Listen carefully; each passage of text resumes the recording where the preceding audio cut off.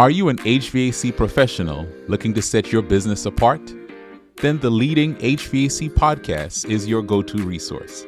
I'm Kimon Hines, coach and trainer at SVE. And in this podcast, we'll share stories of success and struggle from leaders in the HVAC industry. You'll hear from experienced executives, managers, and innovators, providing you with the hard-earned insights from their journeys. These insights will equip you with the knowledge you need to navigate challenges and truly lead in the ever-evolving HVAC world. Welcome back to the Leading HVAC podcast. I'm your host, Kimon Hines. Listen, this is the first time we're doing this for this podcast. We have a guest that is giving us a part 2 of our conversation. And that guest is Crystal Williams from Lemon Seed Marketing. Crystal, welcome back to the podcast. Oh, I feel like I've been here my whole life. Let's do it. Well, let me just give a recap to those who have not watched the last episode. And if you haven't, you need to do so. You need to go back and watch it. But in the last conversation, what we did is we went deep looking at what real marketing strategy looks like for contractors. And Crystal shared her journey from growing up in a family HVAC company to helping contractors across the country. We talked about 3 marketing buckets: branding, call to action, and cultivation, and why having clear expectations for each dollar you spend is so important. Crystal, you talked to us about how marketing isn't just ads, it's building relationship with your team, with your community, and with your customers. You gave us so many practical insights on that. And so today we're picking up right where we left off. We had so many contractors who told us how helpful that first conversation was. And I know we'll get a lot of practical things on today. So Crystal, again, welcome back. And we got some questions for you. So I'm ready. as we talk about marketing, a lot of contractors, what we struggle with is how much should we invest in marketing? I know a lot of people say marketing is an investment. And it almost feels like I don't have enough money to spend on marketing, but if I don't spend the money on marketing, I won't. What's the percentage of revenue? Yeah, so it's kind of like cart and horse, right? So you're trying to decide, I want to build this company because I don't have money, but then I need money to build this company. So I would love to tell you. So those of you that are blessed enough to have some cash flow or access to cash to be able to float yourself for, up to a year, I would love to see you set a revenue goal, whatever that is, 500,000, maybe try to get that much in a year, $1 million in a year. I would encourage you to try to get as much over 10% or over that you can. I was just talking to a plumber who is averaging about 20% right now. Now he's brand new out of the gate, building a company literally from scratch. But he knew that he needed that. So he built that into his business plan. And mainly because he was like, man, I wanted to come out of the gate strong. So he did that. Now, some of you just don't have access to that amount of cash, or you're a nervous Nelly and you're scared to give that much. There are some things that you can do that I would say are what I would call core pieces to being successful out of the gate. Anytime. So when my family started the pest control company, the first thing we did was invest in the brand.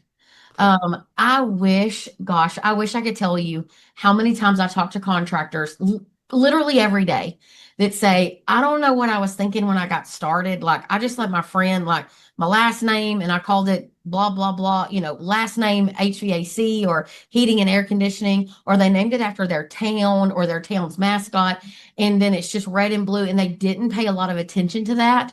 And now they're, 5 years in, and there's a lot more at risk now to change their name and update their brand. So I would love to tell people that's one of the first things that I would look at and really evaluate, because that I would tell you, you're rolling billboards, right? You're rolling billboards, your social media, all of those things. But if I didn't have a ton of cash flow, first thing I would do is make sure I had a solid website. When people landed on it, they could contact me easily. I would figure out how to get some pictures of me, of you, you're the owner, your own trucks. Stop using stock images. It is just not, people can pick it up a mile away. So when they land on your website, they're landing on something that's very generic. And so they make no emotional connection to the company at all. So I just encourage you, just bite the bullet and just put a few pictures of you standing by your truck. It does not matter.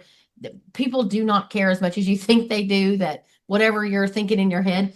But I would do that. I would invest in SEO or AI style stuff wherever you are in that journey, making sure that my website was going to perform and get people to it. But then the website is just a living profile for you, really. SEO should be driving basic, organic attention to you. A little quick note, SEO, search engine optimization, meaning people are sitting in their house and they say HVAC repair near me or AC repair near me. You pop up, right? That's the very general answer to that. So I don't even know what that means. That means people are just simply searching for your service. You have to have those words and terms all inside of your content of your website. So I'd start there, and I would be all in my community doing active things. I'd be at festivals and fairs and home shows, and I call it kissing babies, shaking hands, and petting dogs all day long, because it's relatively free-ish to be out there doing cool things. And then I would ramp up my social media.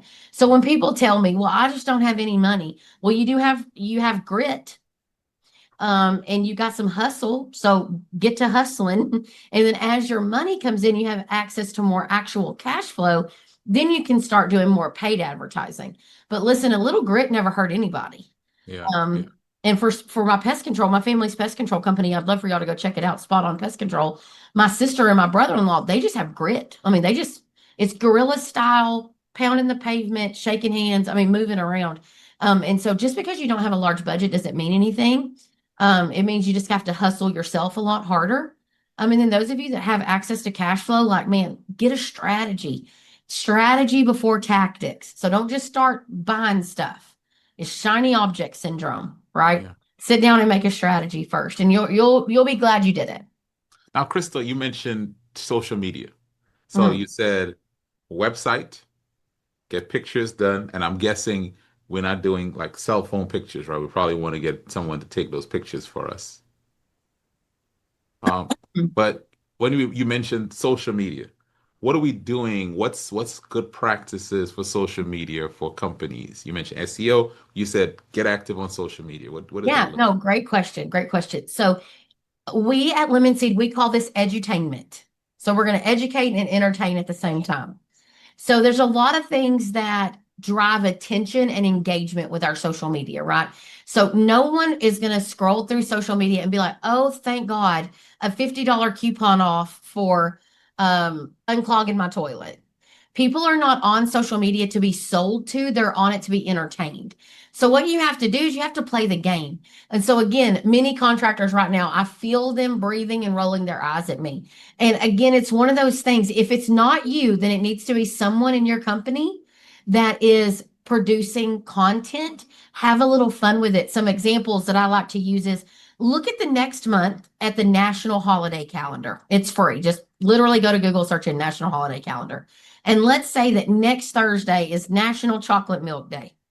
So what you do is you have every technician that will sit at a table and see who can drink the bottle of chocolate milk first.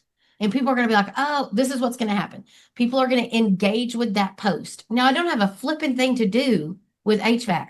Okay. But what it is like, oh, there's 4 technicians. Look at them laughing and having a good time. And people will watch that because they're like, what is going on? All right. Like, are these people just chugging chocolate milk? And then your hashtag just says, in honor of chocolate milk, we're getting jiggy with it here at, Jiggy's HVAC, right? Or Judy's Heating and Air Conditioning. And all it's doing is stopping the scroll, thumb stopping scrolling. And then the more you do that, and the more you produce videos that tell them how to program their thermostat, or you make a video about how to change their filter, how to select the right filter. You make things about what pet dander can do to your air quality. You talk about the ideal temperature. Like, you want to start a debate on Facebook, ask them what's the ideal temperature to set your home at night, and watch people argue over. You'll have arguments in the same house. Correct. So, so social media is meant to be engaging and fun. You can't look and say, well, I posted that chocolate milk, not and sell not one air conditioning system from it, right? It's a marathon, not a sprint. So we just want to use social media to become more and more sticky in our target market's mind. So how do we make them remember us for every service that we offer? Because we're time of need. So they don't need us till they need us, and they don't want to ever need us, right? No one is ever excited. So we have to stay sticky. So when they come in there and they go to, they're washing dishes and the sink backs up, they go, who is that? You know who I need to call? I need to call Crystal's HVAC company. And it's because you've literally exposed them to you all the time in different ways. And so social media is an easy way to do it. It's just a little bit more time consuming. That's so good. I like that. I like that. Now, you kind of helped us with this already. You've given us some examples. I love that social media. Yeah, how we use it. Not just coupons, coupons, coupons. We got a sale. Reviews. Yeah. Like if you're connected with a review platform and that you're like, oh yeah, I post on social media and it's auto posting your reviews. No, people are see past it. Yeah. Yeah. You got to be one statement I've heard, you have to be social on the media. So because it's social media. Um, you talked about in the last interview we did branding, call to action, and cultivation as the three marketing buckets. Mhm. Can you give us, so we're starting a small to medium HVAC, small to medium plumbing, electrical company. What are practical examples of what each bucket might look like for this small to mid-sized contractor? Oh no, great question. So let's choose a contractor in the South. Okay. Okay. Yeah, let's use a rural contractor in the South, right? So I'm going to say you don't live in a major metro. So those of you that live in Houston, Dallas, Phoenix, Atlanta, you're in a different boat. And I'll try to kind of give you two different examples. But the majority of contractors are actually in rural to what I would call mini metro areas with less than a couple 100,000 people really in their main city, right? So Mhm. those of us that are like that. So in that branding bucket, we need to associate that with everything that we know we are specifically investing in with our hard-earned dollars just to build our brand. Okay. Literally, we have no expectations, but it's just going to build our brand. Normally, that's going to be radio, whether it be traditional radio or a digital radio. So if I'm in the middle of Atlanta, I'm buying up all the digital radio that I can. So as long as they are not on a paid subscription, you'll hear them. And it's a cool way. I would get a jingle created and I would own a couple of stations as much as I could afford to own. So instead of spreading my money out across six stations, I would try to own one good station. And then when I have more money, I'll add another station. Reflect it back to your target market, not necessarily what you like. So if you're a 60-year-old man and you like sports radio, that is not where your ideal target market is. So Right, right. ask somebody else. So radio is a good example of mass media over there in the branding. Billboards are another really good example. I put up billboards just so people see my name in their environmental world over and over and over again. So it's really expensive to buy those on main thoroughfares, like big interstates. But if you just take two side streets off and start looking around at where your options are, and then a pro tip, if you can't afford billboards, you can't afford yard signs. So get out there and just do this big yard sign blitz. Pay three teenagers, get your little permit at the city, let the city know what you're doing. Send three teenagers out, pay them $100 a day to go put out all of these Yard sign. nice, clearly marked. Okay, don't over design them, but yard signs just anywhere that's legal for you to put them out and watch what happens. People are going to be like, "Where did y'all come from?" Right?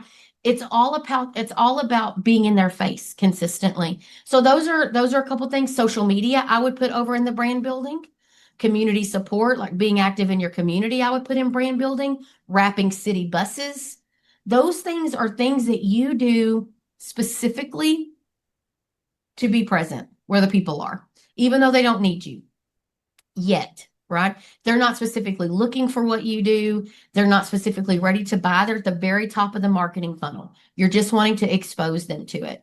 So that's the branding bucket. And there's other things that you could do there. Direct mail, like mailing pieces, is one piece of advertising that could go either way. If I'm going to be new into a market, let's say I'm pushing into a market that's 30 miles away from my main location. I could do direct mail just as an introduction into the market. I just have to know that I'm putting it in that branding bucket so my performance expectation is a lot lower. Versus if I mail somewhere that sees my trucks already every day, they see my trucks all the time, every day. Then I drop that mail into that market. They're going to be like, oh, yeah, I know Crystal's Heating and Air Conditioning. I see them all the time. Versus we're new to the market. So your expectations have to be different. But again, Right. that's why we would drop it over there in that branding bucket. Then the middle bucket is where most contractors love to live because it's like a little bump of cocaine, as I say, because that was my Texas. In Texas, that's how we say cocaine, real hard. Like, but the reason I say that is because you're like a junkie. You just need that other bump of leads.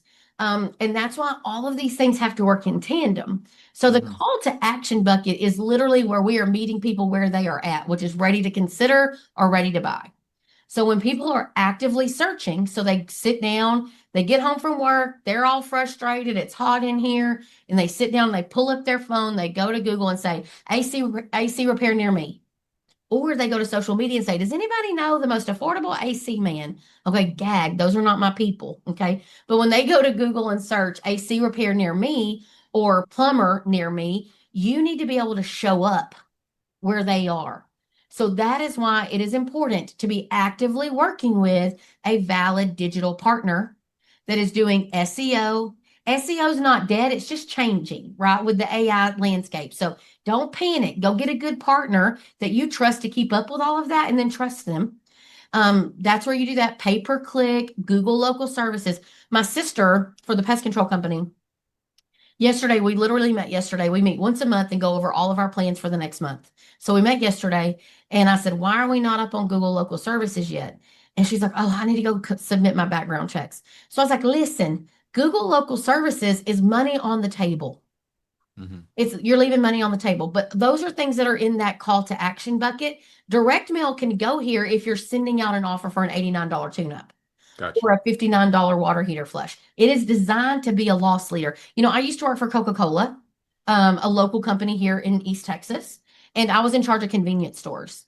Well, one of the things that I would do is I would go in and say, hey, let's do Dr. Pepper. I'm from the South. So Dr. Pepper outsells Coca-Cola, right? I know it's shocking to people. But so we would say, hey, let's do 20 ounces at two for $3. Now, this is back in the day. Now you're paying $2.69 anyway, but a 20-ounce Dr. Pepper, two for $3. And let's just kind of use that to pique interest. And then hopefully they buy other things. They buy chips, they buy candy, they buy something off of your hot bar, or they're buying, Dasani water or whatever else that Coca-Cola was selling at the time. And it's a loss leader. Well, that's kind of how these offers are, right? So, hey, it's an $89 tuna. Now, everybody listening, every contractor knows I don't make any money at $89. It costs me more than $89 to roll the truck up to that house, right? But what it does is it gets me in the house. It's a low barrier of entry, gets me in the house. And if it's not the marketing team's fault if your technicians can't flip those to Mm-hmm. things. So ideally, when that technician leaves that house, he's done one of three things. He's either identified that actually everything was working fine and we need to get them on our maintenance plan. We've identified a major problem of some sort that's going to equal a major repair, or their system is old and antiquated, and we at least need to be making a recommendation to consider replacement. Mm-hmm. One of those three things should be happening. If they walk away with an $89 invoice, they're not the right techs and they need to learn how to sell. Because every single call they go on, unless they are a member, which if they're a member, they're not getting a free tune-up, an $89 tune-up, right? So Right. I can take away all the excuses. That's a $0 ticket. And so those are calls to action. Those are things that we are actively doing in expectation of getting a return that we can measure specifically, right? Using tracking numbers or QR codes. And then the cultivation bucket is some of my contractors overdo cultivation and some of them like never look back over there again, right? That cultivation bucket, guys, y'all already spent money getting these leads into your database. You already got them. They were a PPC lead. Somehow you paid for those people to get into your database. So you have to be talking to them consistently enough to be sticky in their mind, but not so much that you annoy them and they unfollow. So my recommendation is always at the bare minimum, a monthly newsletter, e-newsletter. Now, Mm. listen, if you're just going to get on there and send them a coupon page, don't bother. Mm-hmm. But if you can do a true newsletter using What would you put in there? what content? Yeah. So a couple things. So Lemon Seed, when we do our emails for our clients, we kind of have this idea bank. So we've had about 10 different ideas and then we just rotate them because I don't have to reinvent the wheel every time. So the first one is some sort of call out or shout out. So I'm either calling out a great new install that we had, someone that won a contest, one of my own team members that did something cool, like they became NATE certified or they got another cool, they installed their 50th unit, like what, something like that. So utilize your reviews, utilize your team awards. So a highlight or a shout out of some sort. The Mhm. next thing is always a tip or trick. So like right now, how easy things like why I shouldn't put fencing around my outside condenser, things I shouldn't put down a garbage disposal, right? So tips and tricks. Another one is an outing, a craft, or a recipe. So go visit your local museum and make it local. So if you live there, don't you know, like, is there a children's museum? Is there a zoo? Is there a new art exhibit? Like, check out around town, right? And you're like, I'm not a travel agent. Well, you're not, but you're trying to make this where the person knows if I open this, it's got good information.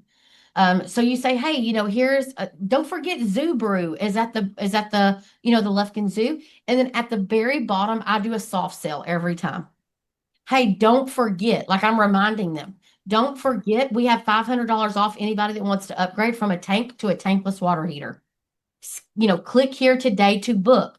You got to make live links in there where people don't have to think about it and they can click to call. So what are most people looking at it on? Their cell phone. So you need to make sure that all of that is optimized for that. But your content doesn't have to be overly.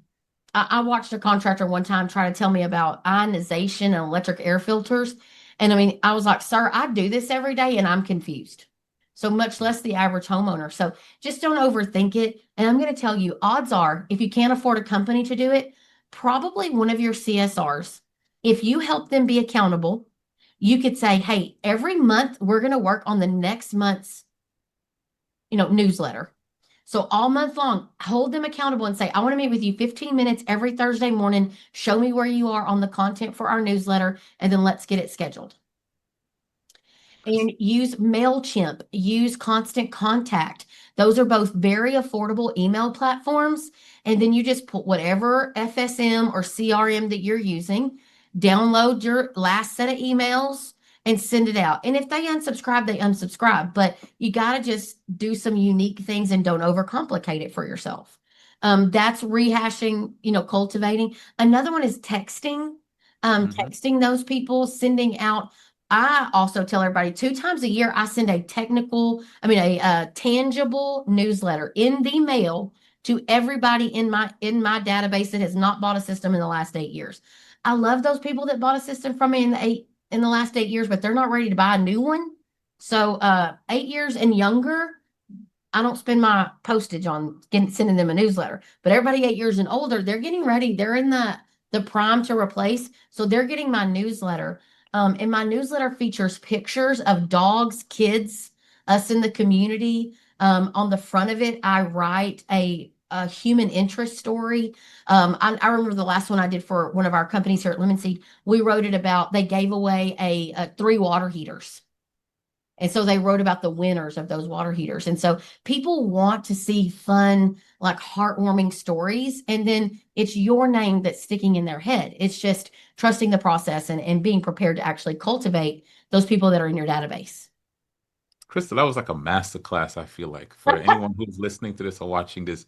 I hope you wrote this stuff down, and more than that, I hope you put that into practice. That was just excellent in terms of what we do from our branding, our call to action and cultivation. And none of those sounded like they were going to cost a whole bunch of money, which is important for our contractors. Again, and I say this like when I say that things are cheap, they're cheap with tangible dollars. They're not always cheap with time. Oh And yeah, like elbow grease. marketing takes grit and people want to push a button and be done because they don't like marketing. Literally, that's why Lemon Seed was built. My brother, he was like, Crystal, I do not want to be dealing with this. And I love it. I look at it as a challenge every day. And so literally I built the whole company around managing marketing, the entire marketing strategy and creativity for contractors because I know how daunting it can feel to them. But those of you that might not can afford services like that yet, you can do it. You just need to be intentional about scheduling time to do it. Yeah, that's good.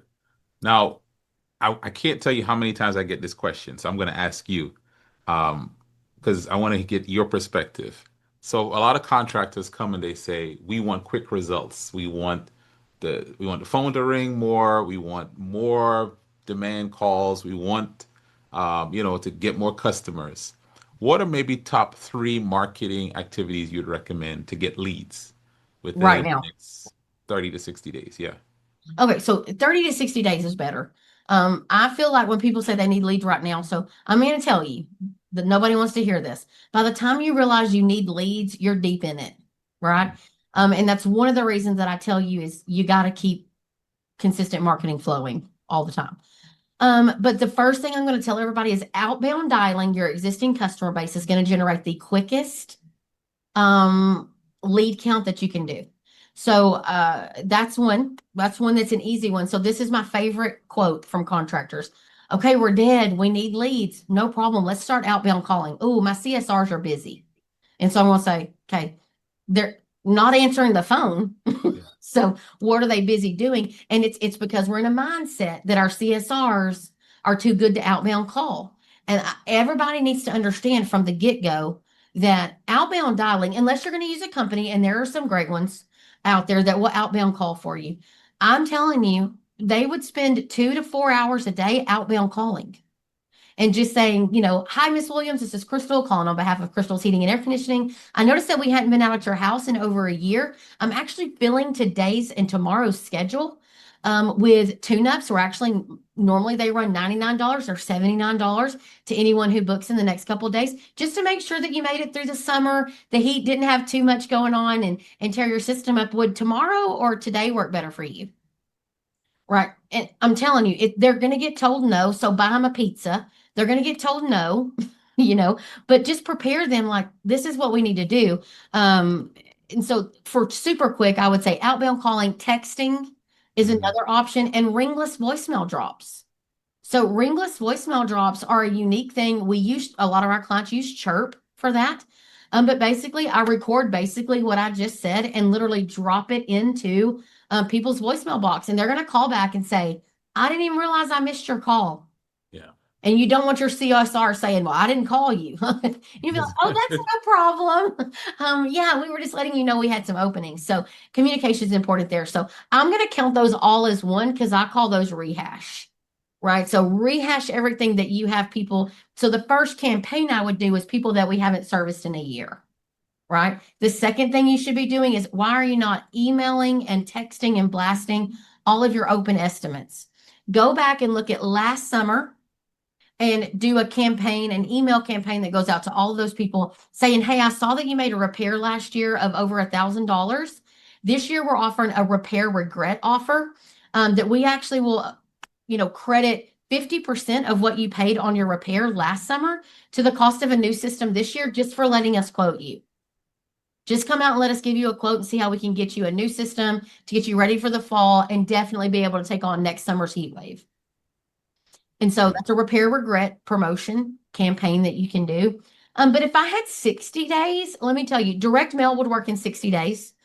A solid Facebook strategy with a good offer would work in 30 days.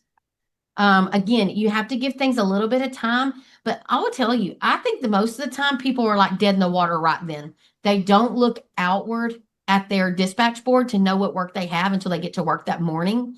And so Mhm. contractors walk in surprised that they don't have work and installs. We need to be looking at a 3 day, if not a 4 or 5 day dispatch board strategy to see, do we need leads right now? And then what resources do you have? So are you in bed with Chirp or Hatch to where those are already running like things in the background for you? Both of those are rehash programs, so you already have some automated things set up with them. But when times get bad, you can go immediately to those softwares and launch those levers. Lemon Seed prepares 3 levers at all times for all of our clients because that's how important it is to be ready when leads are low. And So, not like, oh man, we don't have any leads for the next 3 days. I wonder what we should do. yeah, sounds like there's some planning involved, and you keep coming back to strategy over tactics. Hmm. Coming back to that. Now, um, what are some ways for me to track and measure where my marketing is actually working? What are some maybe some KPIs I should be looking for? Because I'm sure if there is a marketing person leading, there's probably some expectation from leadership, and the leadership is saying this isn't working fast enough. How can we help with creating some ROIs and setting some good expectations on that? Yeah, so I will tell you this. Some of this is it's all relative to what's important to you. So like for me, so when I was working at my brother's company, it was about new customer acquisition every month. So how many new customers were we receiving every month and what was bringing those to us? Because the other one would be like revenue. So we would investigate our revenue that month to see what was new customers versus existing customers. And the reason that we did that, it wasn't that marketing doesn't get credit for driving new revenue in general. It was more that like were we overly heavy on one or the other? So if you look at your total revenue for a month and you see that more than 30 or 40% of it was existing customers, we that's the wrong direction. We need it if a company with no new customers is a dying company. So we have to have new customers coming in every single month. Now, to give you a KPI on that, I don't really know exactly. It really would depend on how large you are because you need to know how many new customers. Many of you look at it as just straight leads, right? Opportunities. But Mhm. I would start manipulating that number even more into like, okay, but how many of these were new customers? And honestly, the more the better. So it's not necessarily that it's underperforming unless you look at it and you're like, two, that's too low. But honestly, as long as you're watching it and you should start trending up, I can tell you the majority of the time when I look at that and they're like, it's all existing customer, I go look and I'm like, well, you are not, you have nothing in your call to action bucket and you're doing branding, but you're over serving your existing clients. So Right. yes, all of your revenue came from existing clients. You sent them 4 emails and 3 text messages a piece. So yes, the revenue came from them versus, but you don't have Google local services or PPC or direct mail going. So we're not asking anybody for any business. So we're telling everybody that we're here, but we're just not asking them for the business when they're looking for it. And then once they do get in our claws, we beat them to death. Right. So like we just got to restructure. It's a mind shift for that. But the main indicator that we use is what we call ROAS, return on ad spend. Hmm. And a lot of times it's like an 8 to 10 times what we spend. Again, a lot of this is Yeah. predicated on what your average tickets are. So if I were just starting scratch, like Crystal, just give me something easy to look at. I would hope that whatever I spent in revenue every month, I got 10 times that back in revenue, not in profit, excuse me, Uh, not in profit, that's in that's a total good revenue. that's a good Because that's you good. can't burden marketing with all of your operational issues and think it's going to be fair, right? So listen, a lot of us we overspend, we got top heavy, we got underperforming technicians. So you have to kind of look at it with a careful eye here about that. But honestly, at the end of the day, just look at how many new customers am I getting every single month. And for every dollar that I'm spending overall, so if I'm spending $10,000 a month, I want to get 8 to 10 times that. Did I get that? And then you kind of gotta keep massaging it. It's like kneading bread. Just keep working it and keep pivoting and keep pulling. But at the same time, like letting things go, letting it mature and letting it marinate. This contractor, maybe Thursday of last week, he tells me, he gets on a call and he's like, I've fired like 10 different marketing companies. And so I'm like, okay, yay. Because I can tell you right now, odds are the problem was not the marketing companies. Right. I can't name 10 bad marketing companies. I'll be honest with you. I can name two or three, but I can't name that many. And I said, okay, tell me what's going on. He goes, I just can't get satisfied. Mm. And I said, okay, with what? He goes, performance. I mean, when I give them $10,000 a month, it better perform. I said, oh, yeah, I agree. So I opened up his CRM and I look at them like, oh, this was generating leads. He's like, yeah, but those were terrible leads. Every one of them was a terrible lead. So you have a 30% booking rates with your CSRs. And your average ticket on a demand call, meaning someone called and said, my AC is down, your average ticket was $236 or something. So I'm like, this is an operational problem, not a marketing problem. But listen, marketers, we never get the glory and we always get the punishment, right? So that's just the way it goes. When everybody's looking around the room, they're like, it's those marketing people always asking for money and never, it's not working. And it may not be working today. right? But you have to look at marketing as in a 360-degree view. You have to constantly be looking at how everything impacts everything else. My mantra is 2 + 2 = 5. Meaning, if I look at just PPC, I'd probably like, oh gosh, PPC is so difficult. And then I look at billboards, like, what am I writing this billboard check for? No one's paid me, right? Because they saw my billboard. But it's the combination of all of those things together, working together, boosting each other, being on brand and being consistent that grows my business. I love that. That's a great just way to kind of segue into what I wanted to do next, which is some new rapid fire questions. But I love what you said, return on advertising spend and just seeing how everything works together. So Crystal, we did rapid fire the last time. I have some like specific rapid fire questions for you this time to answer in 30 seconds or less, and these are Oh marketing gosh. Okay. specific. All right. What's the most underrated marketing channel in the trades right now? Community marketing, community events, Okay, okay. Uh, what's a simple way contractors can make their brand more memorable today? community events, getting We, out in the community and showcasing who you are and shaking hands and kissing babies. I love it. What's one leadership habit that has helped you most as you've grown Lemon Seed? Being intentional with my praise and my redirection of my team, Mhm. and making sure that I'm respectful but yet direct and taking the emotion out of the situation. I love it. Okay, this is gonna be a tough one. A Mm. contractor only has $500 to spend this month in marketing. Where would you tell them to put it? Go hire a photographer for like an hour and a half and take a whole bunch of team pictures, doing a bunch of things, and it'll give you content for 3 months. I love it. All right. Here's the last question. Ooh, I mean, I have a few, but I'm going to pick one, Crystal. And after this, I have a follow-up question. If you could put one message on a billboard for every contractor to see, what would that message say? That one is harder. One message for all contractors that they could use on a billboard. I think I would probably say something along the lines of uh, what makes me unique. So, like just a unique identifier. So, for the heating and air conditioning, because I came from, it was 7 a.m. to 7 p.m., 7 days a week, no overtime charges. Just something super simple like that. Or, like if I had a mascot, it would just be like that mascot, like, tell your comfort I said hello. And it would be like that mascot on there. Mm, Something quirky, but that's so specific to my brand yeah, that no one else could have that billboard. If you look at a billboard in your market and you could just replace the logo with anybody, any heating and air conditioning's logo, then it's not a good billboard message. it's good. All right, Crystal, this is the million-dollar question. Somebody's like, I hear all of this, and I don't have the time to do all of this, so I want to use Lemon Seed. Mhm. How can they get in touch with you? We said Yeah. it before. We want to say it again because someone's saying, "Yep, Crystal, I don't just need to listen to this.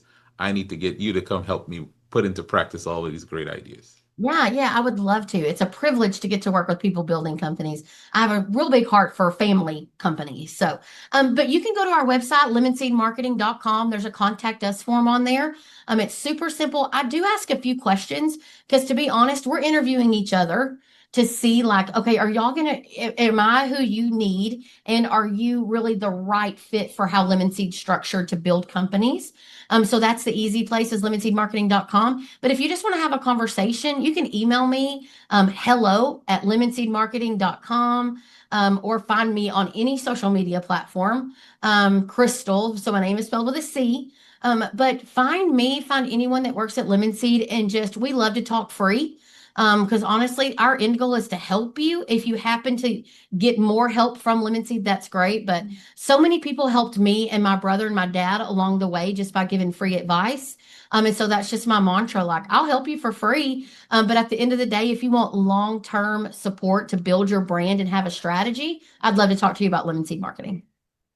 Crystal, you helped me and you helped so many of us by these two interviews today.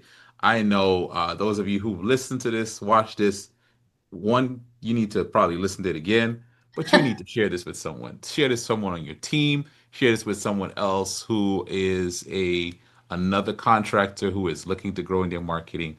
And as always, take the information you've gotten from these podcasts and go lead well. Thank you for listening to the Leading HVAC podcast. If you would like to learn more about SBE, you can find us online at sbeodyssey.com. That's sbeodyssey.com. If you enjoyed today's episode, we would appreciate it if you would leave us a review on this podcasting platform. Thank you for tuning in, and we'll see you next time.